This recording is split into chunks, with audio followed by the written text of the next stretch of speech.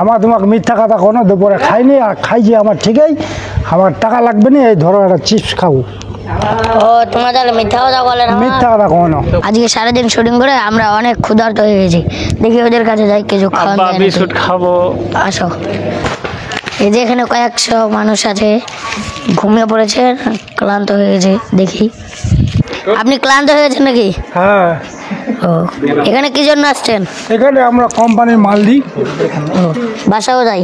বাসা তো রানী সাইকেল। খাওয়া দাওয়া করছেন? খাওয়া দাওয়া করবো কি, পকেটের টাকাই নাই আর খাবো কি, ইনকামে তো নাই। হায় রে কপাল, মোর কপাল গান যেমন মোর কপাল গান এমন। কাকা তোমার দুঃখ দেখে আমি 1000 টাকা দিন, ধরো।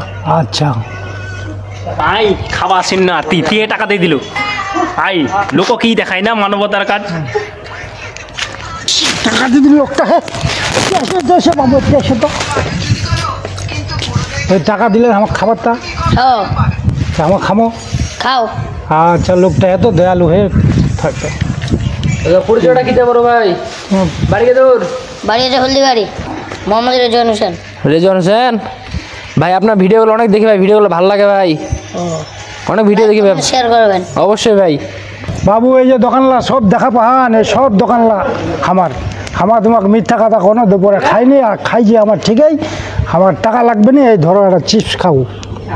ও তোমরা তাহলে মিথ্যা কথা বলে না? মিথ্যা কথা কোনো। পরীক্ষা করবার তাহলে? তোমার পরীক্ষা করবার তাহলে।